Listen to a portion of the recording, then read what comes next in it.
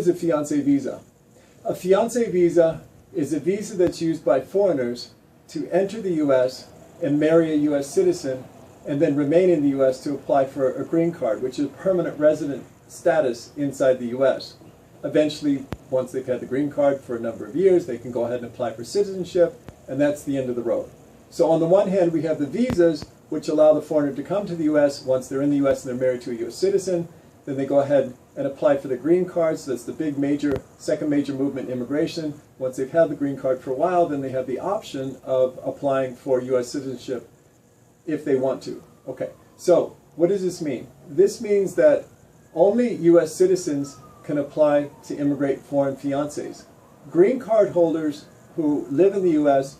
cannot immigrate foreign fiancés. A green card holder can immigrate a foreign spouse, but can't immigrate a foreign fiancé. So that's reserved only to U.S. citizens to immigrate girlfriends or boyfriends, basically fiancés. Second is that all visas are issued outside the U.S. at U.S. consulate posts abroad. There are no visas, no fiancé visas, no visas at all, that are issued inside the U.S. So a couple who's living in the U.S., students going to school and so forth, if they want to get married, they wouldn't actually apply for a fiancé status because you can't get a fiancé status inside the U.S. All fiancés have visas that allow you to come into the U.S. for the purpose of marrying and staying. When a fiancé visa is issued at a consulate abroad, the visa itself is valid for 6 months. So anytime in that 6-month period, the fiancé may step on a plane or drive across the border into the U.S. or somehow enter the U.S. and upon arrival in the U.S. will have 90 days to marry the U.S. citizen. So the idea is that whether the fiancé enters the U.S. on day 1 or 5 months later or 4 months later, at whatever point the entry occurs, there's a 90-day window there for the fiancé and the U.S. citizen to marry. And so long as they marry within the 90 days, then the fiancé is entitled to remain in the U.S. and apply to adjust status to become a permanent resident green card holder.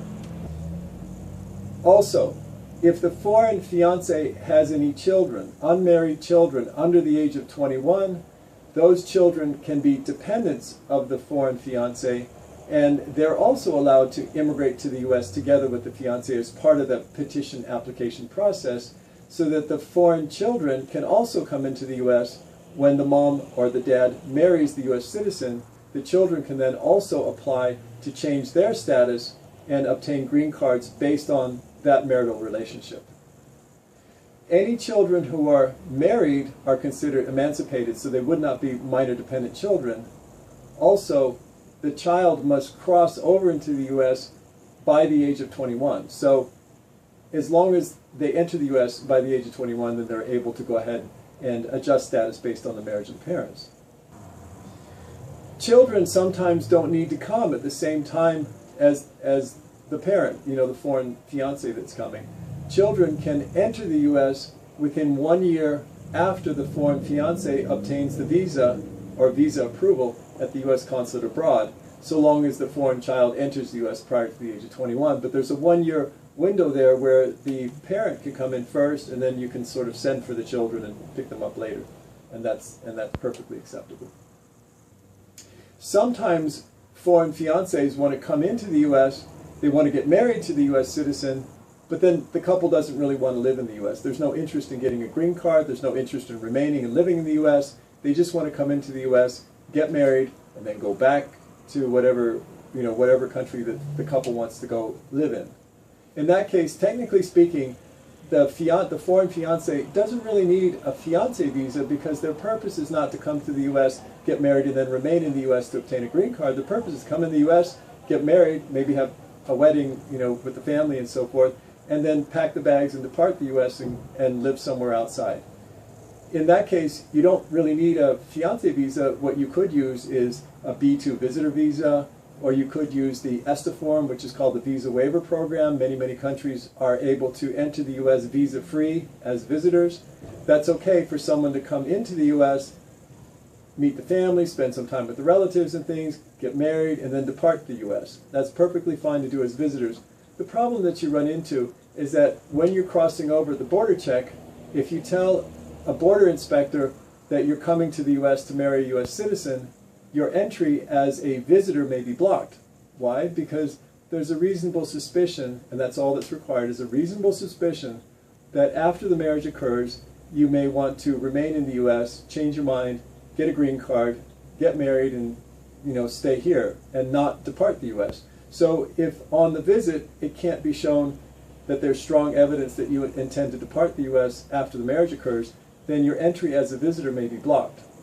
I've got another video in the video files about entering and marrying on the ESTA form, which is the visa waiver program.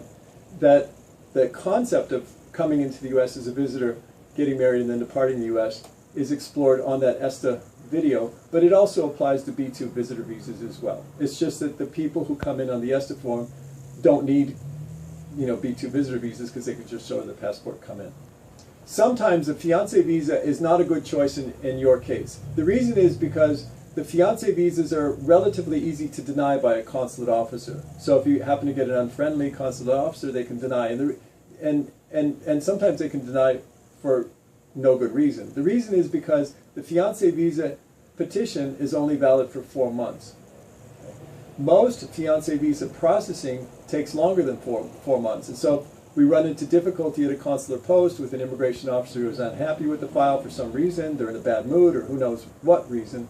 They can go ahead and slam the case shut on the fiancé visa and say, I'm sorry, I'm not going to consider the matter further because the fiancé visa timed out.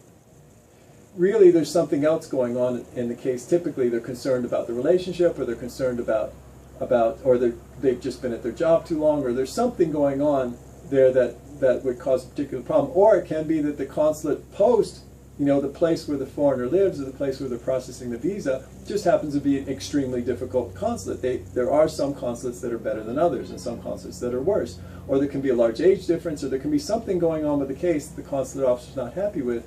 And when they slam the case shut, it's actually it's a very dangerous position for the U.S. citizen and the foreigner to be in, because typically what they'll say is, okay, well, now that we've been denied the fiancé visa, we'll go ahead and cancel that one out, we'll get married, and we're going to process on a marriage visa, and then everything should be fine. Not necessarily, because if the consulate officer denies the case because the case timed out, they close it and send it back to the U.S., then the next time when you marry and you try to process on a spouse visa or a marriage visa, the fiancé visa denial will very likely trigger a denial of the marriage visa as well. And you say, well, it shouldn't happen because the K-1 timed out.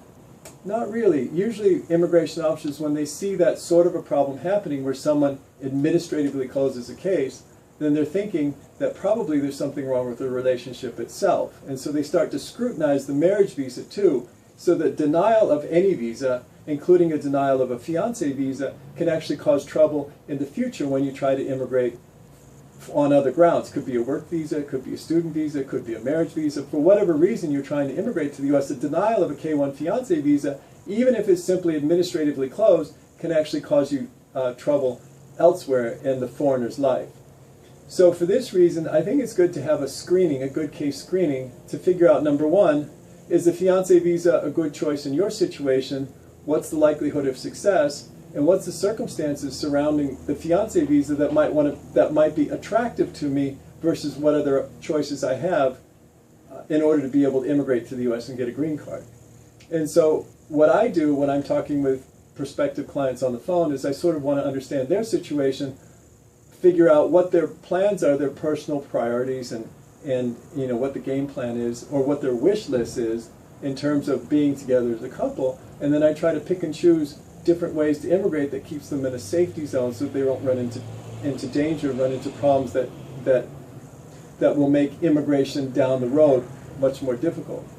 So if you have an interest in processing on a fiancé visa, or if you're a U.S. citizen who has an interest in marrying a foreigner, or even a green card holder because the fiancé visa is not available, give me a call, and I'd be glad to review your case with you and help decide, or at least give some recommendations for you, whether or not the fiancé visa is a good fit in your circumstance.